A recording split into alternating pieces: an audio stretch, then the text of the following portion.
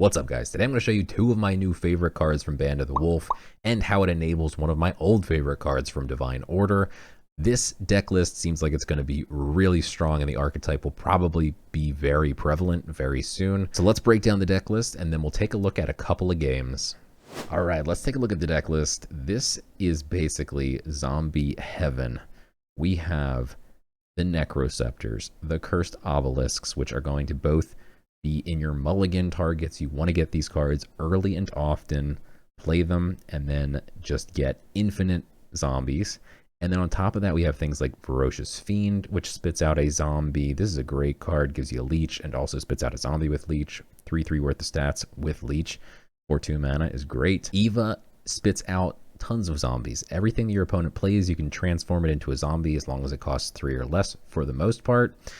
It's a little bit awkward because you play Soulburn in this deck as it is a zombie deck, and Eva loves to play Blood Ritual because then you can use the God Power on the zombie and then it turns another card into a zombie. But this card's just still great and gives you zombies, gives your opponent zombies, and gets rid of their good stuff. We've got the Netherborn Binder, and then we also have Arch of Amenmos, which is one of my favorite cards that just was never playable, and I think it is playable now. It has backline, and after a friendly non-zombie creature dies, summon a 1/1 zombie, and the roar and ability is summon 3 1/1 zombies. So basically you play this, you get 3 zombies, your opponent can't really get to it because it's got backline and they have to get through 3 zombies first. Then next turn you click it, you get 3 more zombies, and then the whole point is Corpse Explosion.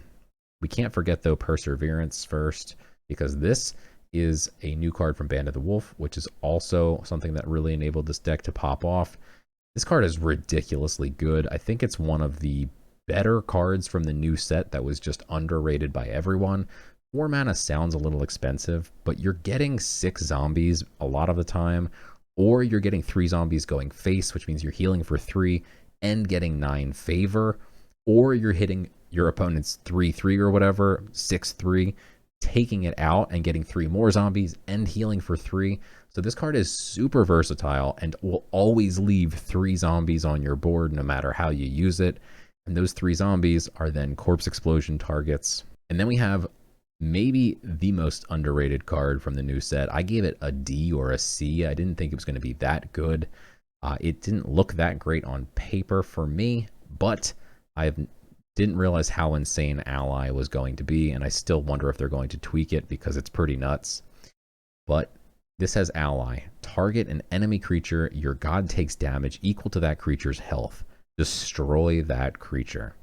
So here you can literally just kill any of your opponent's creatures so long as they don't have ward, and all you gotta do is summon an ally, which is a nether, so a zombie. And we have tons of ways to summon zombies. If you were to have Arch of Amenmos on board and you click the roar, it would summon 3 zombies. It would then kill 3 of your opponent's creatures, and it would force you to take that damage, by the way. So you have to choose a target if there is one, but it's just so strong. Once you take out your opponent's biggest threats, this has backline. Anytime they put a new big threat on the board, you kill it. Meanwhile, you're summoning zombies. They can't get anything on the board. And then you play Corpse Explosion. And Corpse Explosion is going to typically do 1 damage to the enemy god for each nether destroyed, but you're going to get frenzied first all the time. And therefore, it's going to deal 3 for each instead, which is 18 damage. Then with the 18, you could have Ragnarok. You can play Soulburn. You can do extra damage that way. You have a Brimstone. Not to mention, you're going to have so many zombies, it's going to be very difficult for your opponent to ever keep your board clear. And that means you're always going to have a few little things to chip away at your opponent's health and then finish them off with the big Corpse Explosion. All right, so this is a tournament match, an internal infinite mana tournament against Clutch. And I'm including it because we were both trying very hard in this game since it's a tournament. So it's a very good example of the deck in action against top quality players. So here he's playing Hidden Rush, and I'm trying this deck out against good players for the very first time. And we've got Kyra, but I don't think you can play Kyra, whatever her name is. I don't think you can play her against Hidden Rush because you need to target something in order to kill it. So probably not going to be helpful.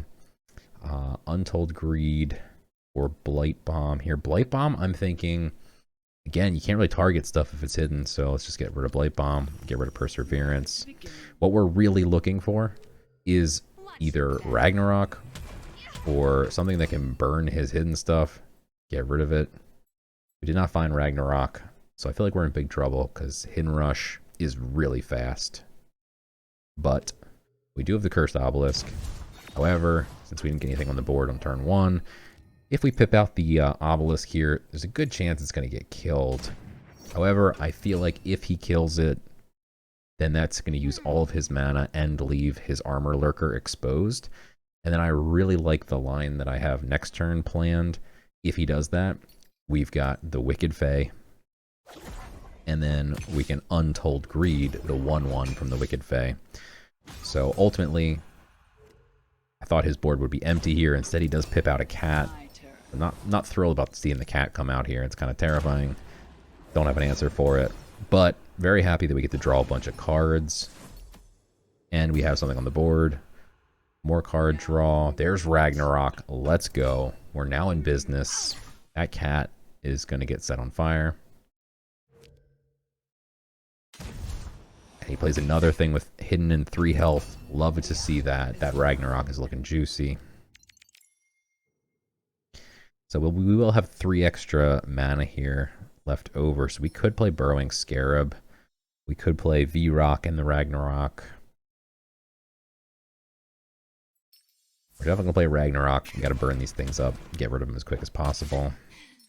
And then I opt to play the V-Rock. We're going to draw a card. Almost didn't want to play it because he only had 2 cards in hand, but I think we gotta draw our cards and find our combo. So he's going to try and race me. Gets rid of my 4/2. And gives me some barrels. Barrels are pretty scary. That's 6 damage on board. But they also give me a free Untold Greed target, so I figured why not? Doesn't really matter. We could also Untold Greed the 4/2. Probably better, to be honest. We draw an extra card. Give us more options for this turn. However, I did want to clear up board space for Perseverance. So we go ahead and we're just going to heal. I say you're going to do 6 damage to me. I'm going to go ahead and do 3 damage back to you and also heal for 3. Big 4/4. Pretty scary. There is a Volca's Discovery in the Sanctum, though. And I'm a little bit concerned about Assassin's Aim, slapping on some Dark Knives. He could suddenly do just so much damage. So I know I can heal for 2 if I go zombies to the face. I'm thinking we could Blight Bomb his 4/3 if we hit it with Volca's Discovery. I do lose 2 zombies.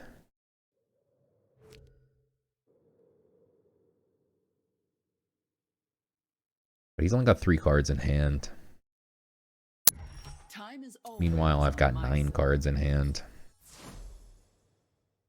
We both have basically the same health. I'm about to have 16.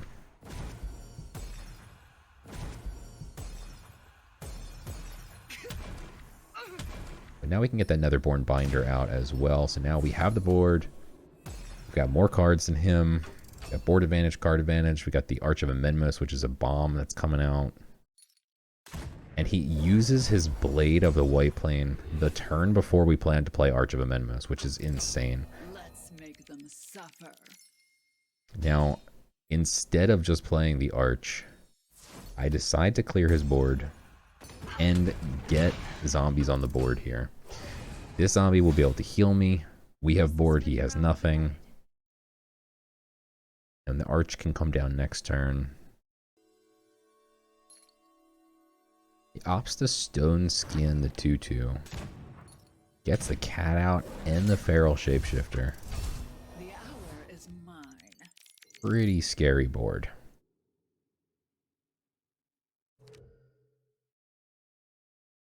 But he's only threatening 6 damage.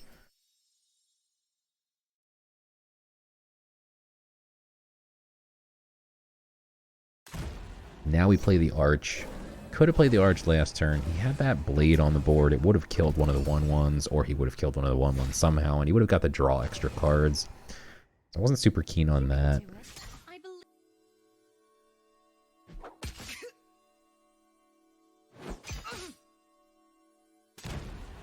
He gives everything hidden. However, he didn't kill any of my zombies yet.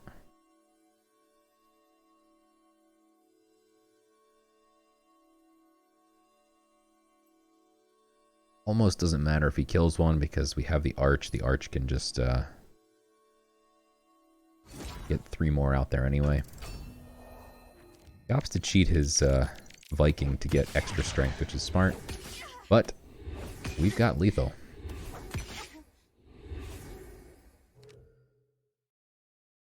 Click the Arch. That gives me a 5th zombie. That will do 15 points of damage. And then we are sitting on the winning card.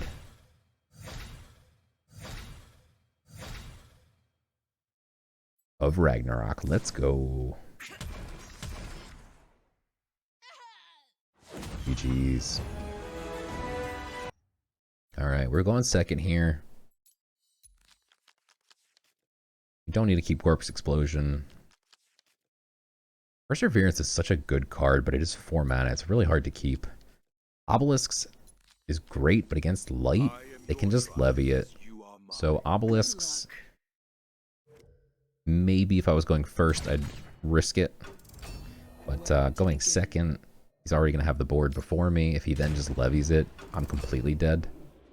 It's like he could levy this 2/2, and then we don't get the 1/1, and then we're very sad about it. And in fact, it's exactly what happens. So we're sad about it. Not great. Not a good start. But at least we didn't. Alright, so we use a pip here. Play V-Rock. Draw some cards.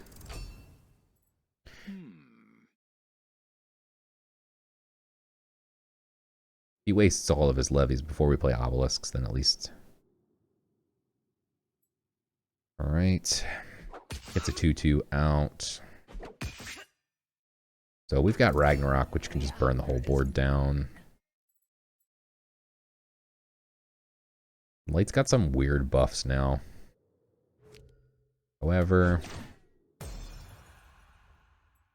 I don't think we need to burn the board down yet.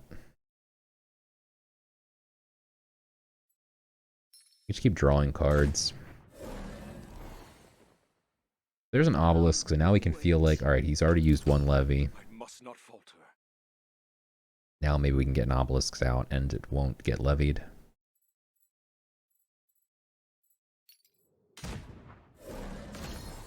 Kills my V-Rock, we get to draw a card. Perseverance. Super flexible.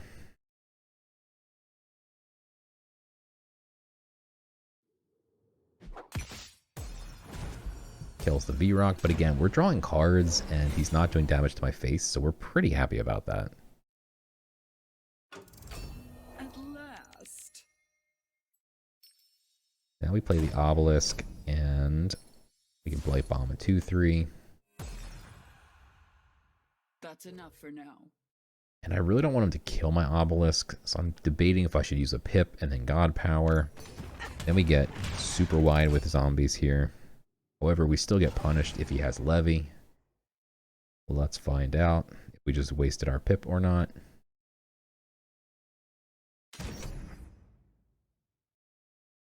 Theric Extortionist would be real bad. Hey, look, it's the Theric Extortionist. So perhaps we walked right into that. Should have been more careful.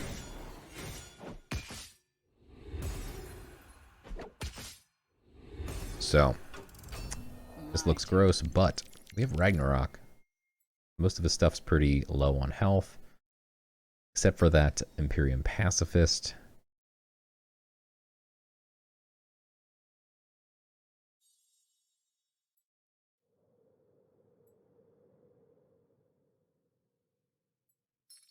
So here I figure let's just burn the whole board down.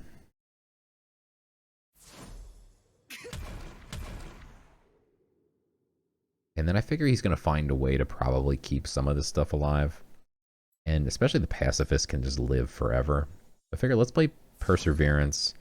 We can take out the pacifist. It won't be a threat. Everything else should probably burn up. We get to heal for 3. And we're going to get 3 zombies on the board.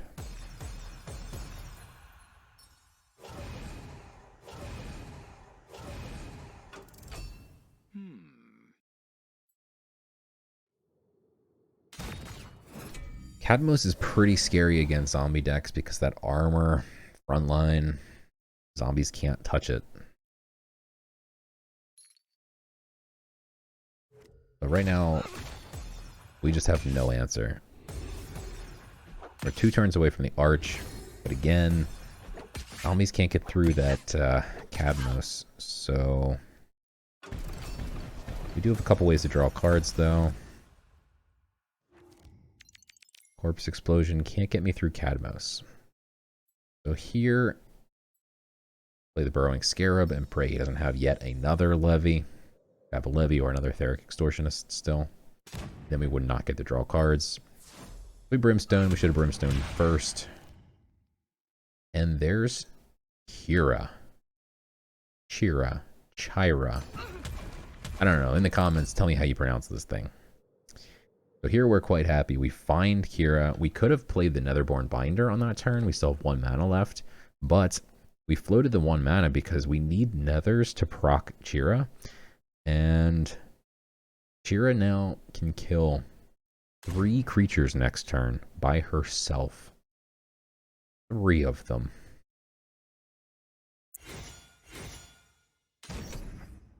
Because we could play Kira plus Wicked Fae plus Netherborn Binder. However, he only plays 3 and 1 has 1 health. So we can actually...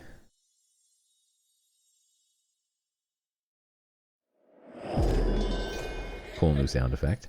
Play Wicked Fae. By itself, Wicked Fae is going to kill the entire board with Kira's help. But the Wicked Fae is going to spawn a 1/1 as well, which will proc the ally a second time and kill another card. We just wiped his entire board, which is absolutely insane. We get the Vow in order to try and heal because we are down to 11 and we will have to continue to take damage if we play more Nethers while Kira is still on the board. He immediately realizes that's an insane threat. He can never play anything on the board without me killing it, so he does get rid of it. I don't mind it because we were pretty low on health. We now have our Corpse Explosion in hand. We got that Arch. Now the Arch does take up 4 spots on the board though, so you can't play it and get full value if you have 3 things on the board. So here I was debating if I should first sack the 1/1 to draw some cards and then make space. But instead I opt to just keep it on the board. We'll play the Arch. And now we've got a full board. He had a full board a few turns ago, and we completely swung it around. So now we have the full board. And Light doesn't have many answers for full boards.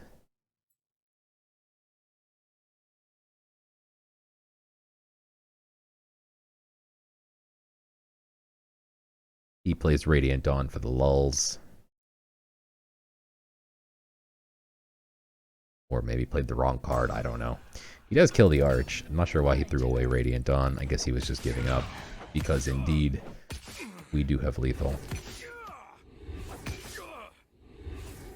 I dropped the Netherborn Binder. That is 5 Nethers. My only question here was, it does heal for 3 as an afterlife. So we do 15. And then it's going to heal him for 3. You can see it does heal him for 3, but he does die first, so... Indeed, it does work, so you can Corpse Explosion a Netherborn Binder. Good to know for science. And here we go, final game. Don't need 2 Corpse Explosions, can tell you that much. Love the Necroceptor here. Cursed Obelisks, we don't need 2 Necroceptors. But going first, this is just an easy pass on turn 1. Well, we can God Power. And then pass, and then turn 2, we're going to use our Pip. There's no relic removal in the Sanctum. Huge.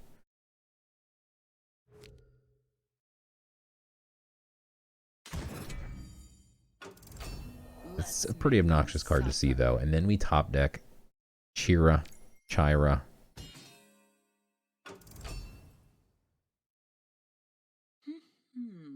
Probably Kyra? I have no idea.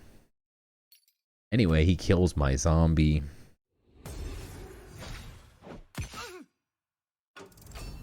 My turn. We immediately get out the component piece to the Necroceptor. And when you see someone have an Obelisk and a Necroceptor out, like, it's just gross. And we have Chira and V-Rock, so that's the only way we can proc her, which is not great.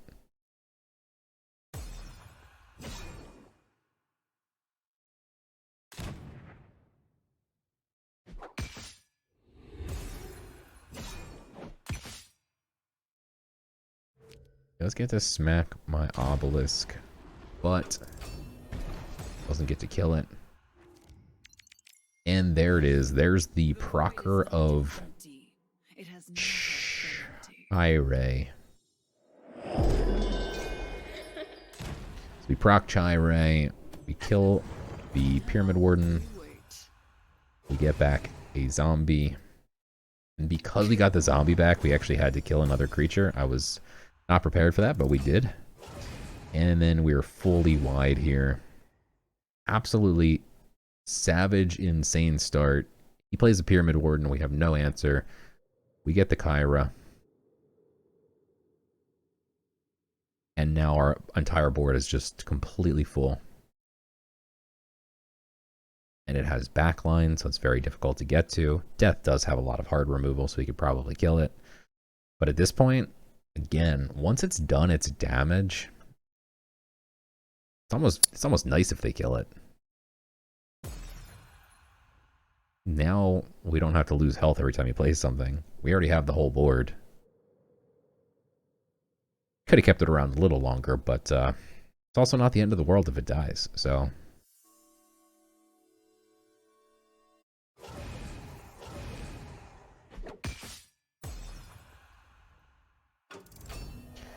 His heirloom does a little damage. We top deck Necroceptor, which is not helpful. We have the V-Rock, so we can draw.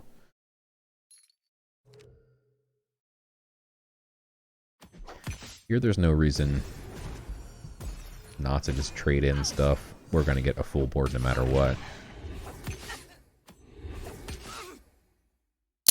Immediately grab that Rune of Fire.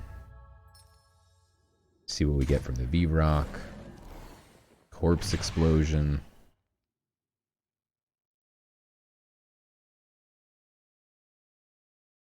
Here I'm quickly trying to do the math to see if we actually have lethal this turn, because we could play Necronomics, Corpse Explosion, but not quite. But we're close.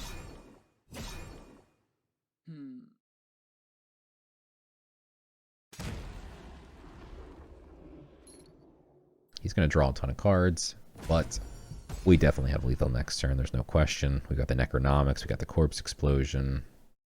The Rune of Fire. He plays the Skull Scepter. He very well could have been basically ready for a combo next turn, but instead, Corpse Explosion too fast. And there it is. GG's. Let's go.